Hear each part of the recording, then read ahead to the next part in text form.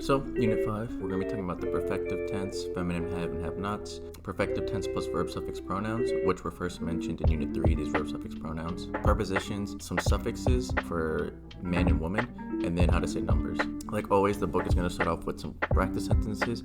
Read through all of these. A lot of these words and phrases are going to be used within the unit itself. So, moving into the grammatical notes, the first thing talked about is the perfective tense. So, we've actually talked about this already in lesson 1 video. I would go back and listen to what I said there because I think I break it down more in depth than I will here. So the thing about the perfective tense is that basically it's just going to be making verbs in the past tense. And again, it has the same 7 subjects that we normally talk about. It's about saying they think they did something in the past tense. It first off explains that in the dictionary for Amadic, you're going to find words listed, the verbs, in the perfective form and not in the infinitive, which is how many other languages do. So the reason I prefer teaching you all from the infinitive and then going to the third person masculine is because, and I'm trying to mention it over here, is that you don't really know if this third person masculine word ends with a T or not. Like we don't know if it's mefeleget or something. This is why I think it's better to teach from the infinitive, because that way you get the full word and then you can make the changes that you need to get to the perfective tense or other tenses. This chapter mentions that the majority of mnemonic verbs have 3 basic consonants, and these are called radicals. These are not that important in my opinion. They'll be discussed later, but for now I'm just gonna mostly skip over that.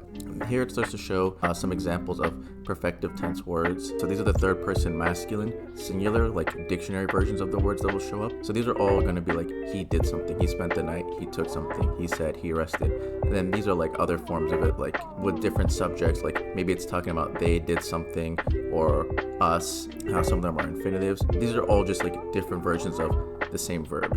So here I think it's starting to show examples of perfective tense. These are the rules for perfective tense. Basically, put it in a bullet point, it's all about adding the correct suffix to certain words, and these are all the suffixes that you can add. And again, I think I cover it better in the lesson 1 video where I go more in depth with more examples and practice. These first 2 asterisk rules I would mostly ignore. This first asterisk is just there's no rhyme or reason. I would just memorize which words end with who or ku. The verb suffix pronoun rule here is kind of intuitive, like second person feminine has a sh. I wouldn't worry about knowing it's shi when you add a verb suffix pronoun, or third person feminine singular, which is going to be for she, has a ch. This is supposed to be a ch. I wouldn't worry that's a chi. And this third asterisk is also pretty easy to do, like 3 asterisks here, which is corresponding to these endings over here that have a u. That u will just overpower whatever vowel that's supposed to be there, which is what this is meant to be stating. So they bring up the word alle because I think it's a little bit of an irregular, because alle is sort of representing the present tense because it's saying I am present, you are present, he is present, whatever. But it's using a tense that's normally used to refer to things in the past. Otherwise, alle is pretty normal. It uses the normal perfective tense suffixes. We can now move to Unit 5.2. So, feminine have and have not. So, it's going to be using the word allich, which means she exists. And then on top of that, you're going to add verb suffix pronouns to it. And then this is going to be feminine ways of saying I, he, she, whatever the subject is, have something or don't have something. I never really use these, but they're probably really good to know. And then in case you don't remember the verb suffix pronouns, here they are over here. They're from Unit 3, and you just slap these onto the ends of words, and then they can help change the meaning. And that'll be talked about a little bit more coming up. Allichin, alliche, allichish, skipping polite tense, allicho, allichat, allichin, alachohu, alacho. And all these feminine ways of saying things are just sort of diminutive. I think I talked about in a different section where if you mention things in a feminine sense, it's a little bit more diminutive. And then all these words here, I would also just be aware of them and try to memorize. So now it's talking about verb suffix pronouns with the perfective. So these were first mentioned in Unit 3. But basically, when you add these verb suffix pronouns onto the end of a perfective word, it usually indicates that the verb is being directed to whoever the verb suffix pronoun is. A way to think about it is maybe adding a suffix to a suffix, because for the perfective tense, you're adding these suffixes to the root to make it I, he, she, whatever did blank. And then you add on these suffixes to that word to make it be like I, he, she, whatever did blank to I, he, she, whatever other subject. So I think that makes more sense maybe with some examples. Fellegau is I want. Fellegaut, like this suffix pronoun, is for directing something to him or to it. So this can mean I want him or it. let's go to a different word. Let's try like fellegech. Fellegech is she wanted. Fellegechin is like she wanted me. Fellegechat, she wanted her. Fellegecachin, she wanted us. And you can keep going with there. And you can keep doing that for two example words that they brought here. This is based off of might, which is to see. This is based off of mefelig, which is to want. An important thing to note is that certain words don't really use certain verb suffix pronouns because it wouldn't make sense. Like you can't say, I wanted myself. Like you can't direct that action towards yourself. Or you can't say like, you male gave something to you male. Because this verb suffix pronoun will help indicate who are you talking about in terms of receiving an action. Like if you're talking to second person masculine, so you male, so you're saying you wanted, which would be like fellige. You can't say like you male wanted you female. That wouldn't make sense. You can say like you wanted me, or you wanted it, or you wanted her, but you can't be like you wanted you. And so anytime there's a subject for verb suffix pronoun missing, that's basically implying that normally you can't really indicate that the main subjects, which are like the ones here, they can't have that action be directed to a certain subject. So that's basically why certain verb suffix pronouns are not used. I highly recommend going through literally every single one of these and practicing them and coming back and checking, okay, this is the perfective suffix used, and then this is the verb suffix pronoun used to that, and then trying to do it yourself to say like, okay, for first person, can I say all these different versions on my own for both fellig and then aye. Unit 5.4 continues to talk about verb suffix pronouns, but it sort of mentions different uses for them. So it talks about it being used in apposition, which means the addition or application of one thing to another thing. But basically, it's trying to say like it's emphasizing something. This use of the pronominal suffix of the verb is emphatic, if that makes sense. And the only real example it gives for this is just this little blurb here. He saw the house. That can either be beitun, so beit is house, beitu is the house, beitun. That N means that this is the direct object of the sentence, so it's the receiver of an action. Aye.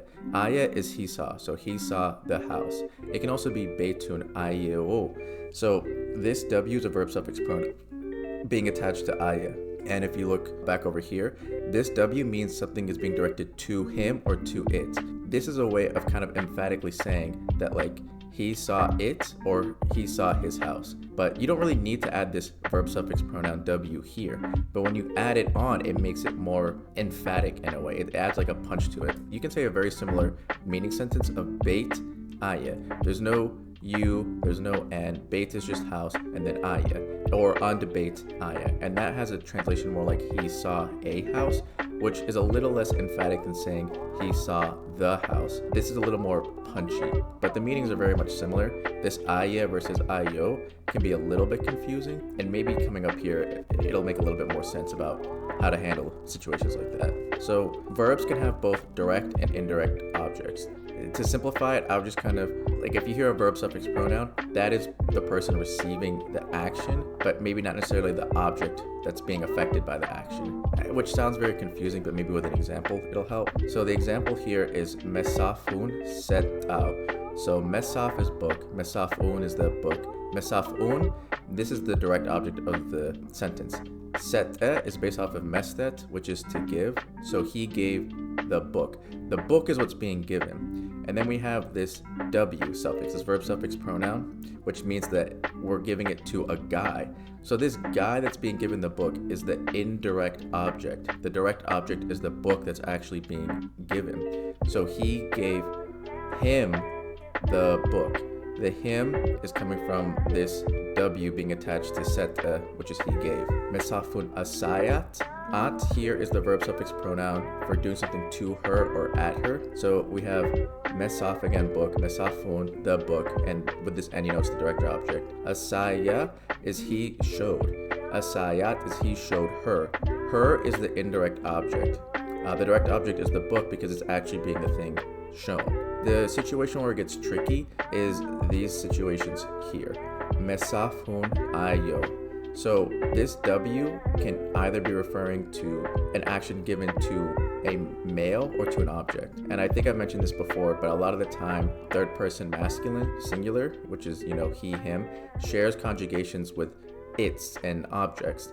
So this can either be interpreted as the book, he saw it, or he saw his book, if that makes sense. Because mesafun can either be the book or his book, because this you, which makes it a definite suffix, can either mean like his book or the book, and then ayo can either be he saw it or he saw him. And based off of context, you'll be able to figure out what the situation is. And that's kind of what I was trying to explain earlier, where how this meaning can be a little bit difficult to discern because it could be one of two different things. Another example is this one, like kal is word, kalun is like the word, or it could be his word. Degeme, this is based off the word medigem, which is to repeat, and degeme is he repeated.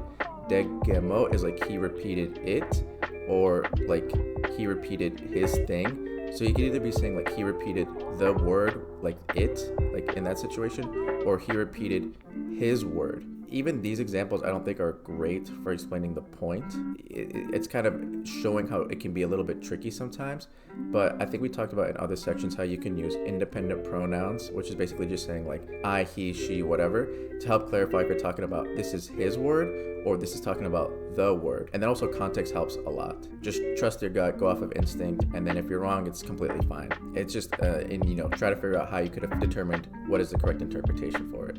So moving on to unit 5.5, this talks about prepositions. So these prepositions are just words that are placed in front of nouns, and they kind of describe the scenario around that word. So like saying it's from that thing, it's up to that thing, or it's for that thing. So there are three prepositions that the book talks about. The first one is ke, and the reason there's this apostrophe here is because it's just k if the word begins with a vowel. It's ke if the word is a consonant. This just means from. So nice and easy. Whenever you put this in front of like a noun or something, or I think you can even put it in front of verbal nouns or infinitives, which is something that's talked about in another chapter. It just means from that thing. Some people in Amharic use te in certain situations and for certain words. I wouldn't stress that. Like when these words come up, just memorize that that's a way of saying for that specific thing from. Otherwise, just use ke every single time. I wish the book brought examples here, like in this section where they explain it to use ke. They do show some examples kind of in these other notes, like where they start talking about iske and le, but I wish they showed more for ke itself. But luckily ke is normally pretty easy, just means from. And then sometimes, and this is talked about a little bit in the future, you can have ke combined with other postpositions, and that'll create new meanings. I think in the next chapter you're going to see ke with God, and that just means with.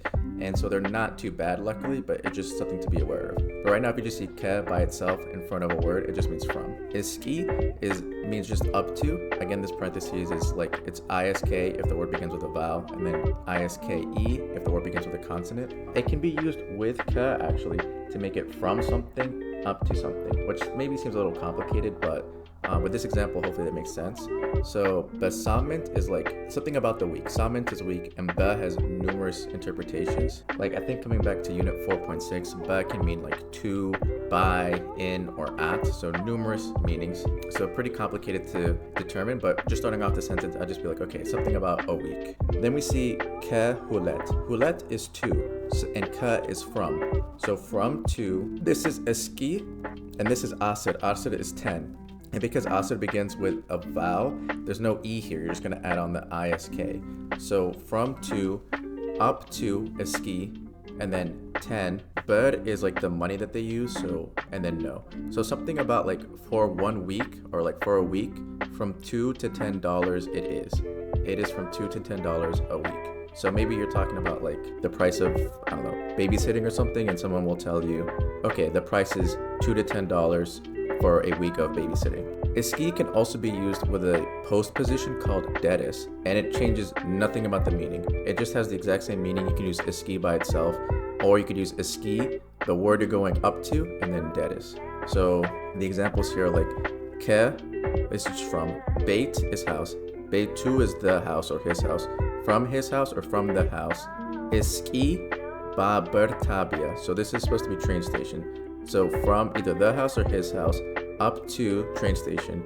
Dedis doesn't change anything. Iski Babertabia Dedis is the exact same as Iski Babertabia. It just means up to the train station. You can take the Dedis out, you can put it in, the meaning is the exact same. Hede. So he went. From this sentence, honestly, it could actually be he went from his house up to the railroad station, or he went from the house up to the railroad station. like up to the railroad station part is going to be the same no matter what. But this like his house or the house situation kind of refers to the multiple ways to interpret things that was mentioned here. Ke, which is from, Z is here, Iski is up to, Ketama is city. This W is a definite suffix attached to nouns ending with vowels. If the noun ends with a consonant, you add a U like you did here for bait.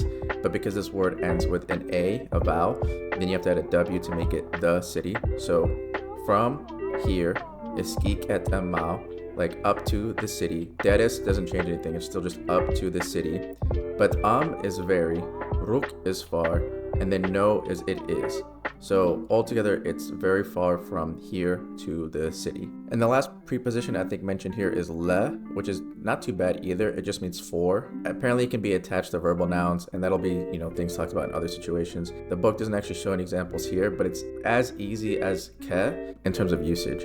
I know it's probably confusing to be like, okay, I'm seeing kazi. How do I know that like this isn't a prefix and a word being combined together?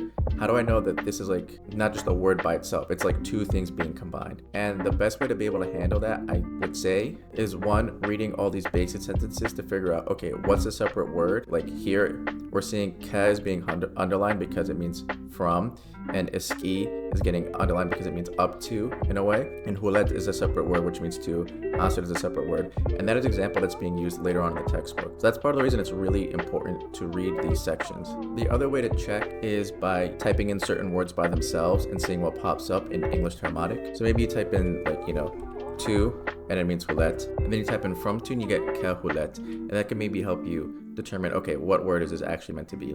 It is still very tricky, and even me, I get confused all the time. So don't sweat it. It's a kind of a weakness of the textbook, and that's part of the reason why I try to make the videos that I do to help explain sort of confusing parts like that. Postpositions are some words that come after certain nouns, and then again, they just change the scenario around it. So the ones that are talked about here are wist and lie.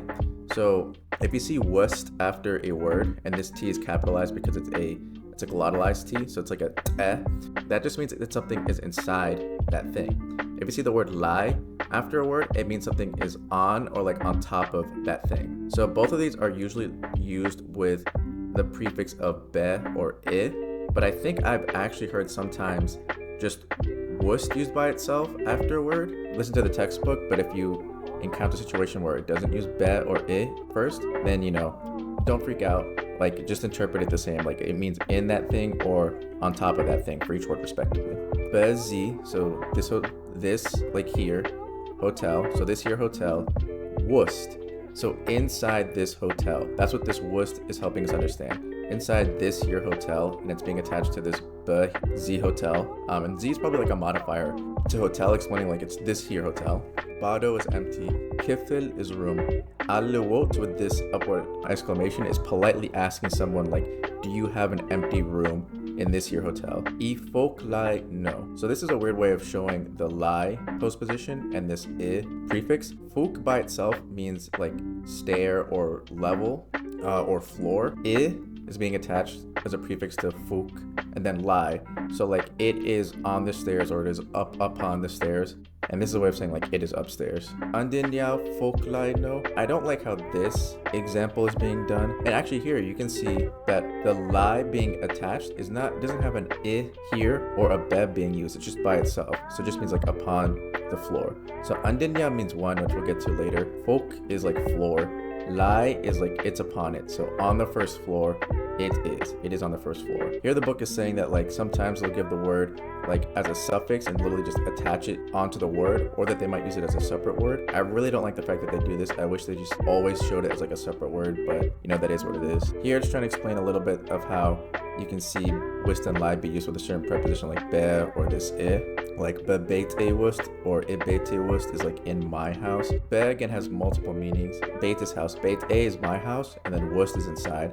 So like, in my house. I beit a wust is the same meaning. It just means like in my house. Beit a is the most important thing between these two. Like the be and the I don't really matter too much. And this ba andinya thing, I think it doesn't really make sense that they explain it here because they haven't explained what this undinya means, so I'll just skip it also. So noun suffixes. All these words I don't think are necessary. I think my notes explain it. So there's an EA and an EO suffix, and these suffixes are added to genderized words like father, mother, brother, sister. They already have genders implied. And when you add the suffix, it just makes it a brother, sister, or whatever. So an example is man and woman, used with the word so, which means man, and sate, women, respectively. Soyo, which is adding this suffix to so, and sateo, which is adding this suffix to sate. Just make it a man or a woman. If you look here, like so just means man or person, sate means female. When you say soyo, it means a man, sateo, it just means a woman. That's all that's happening. If you make it like iyo with a W here, or iyowa, that's like with a WA attached to the end of so and sate, it makes it a definite suffix for these already gendered words. So it just makes it, if you look here, like abat means father, abatio means the father, enat means mother, and natuwa means the mother. And that's basically all this is trying to say. Then it talks about something I think is very, very cool. So there's this EA thing that you can attach to nouns or to names of people, and it is a term of endearment and it expresses familiarity with that person. So you can do this with like meeting random people. Like if you say wendemie, you can say that to like a random person, and it's kind of like a playful, funny way of saying like, you know, my dearest brother, sort of the direct translation, which seems kind of intense to say someone that like you don't really know, but that's why people like talk to each other all the time, to greet, you know, new people that they don't really know, just to like interact with them, maybe to ask for directions or maybe to order some food. And you can also attach it to like names of people. So like Mahalet is a really popular name in Ethiopia. Like if you're really friendly with someone, or your parent is talking to you or something, they might say like Mahalie, and that's like a way of showing endearment or familiarity with that person. This EA can also be added to adjectives. So like onjo means pretty or beautiful. Onjoie nat means she is cute. It's the exact same meaning as saying onjo nat, but this maybe just might be a little more like a friendly way of saying that. The last part of this chapter is ordinals, and these are very easy. You just add enna to numbers and it makes it an ordinal. And ordinals are just first, second, fifth, 20th, third, fourth, whatever. So und is one. Und, enya added to it is first. Ulet is two. Ulet, enya is second. Then you can go sostenya is third. And you can basically do that with every single number. And that's how ordinals work. And that's actually what this undinya foculi thing is supposed to be referencing, is this. So that's basically unit 5 done. Again, look at all the practice and correlation drills, questions and answers. Look at everything in this chapter, in this unit, because everything is there to help you. And yeah, I'll see you guys in the next one.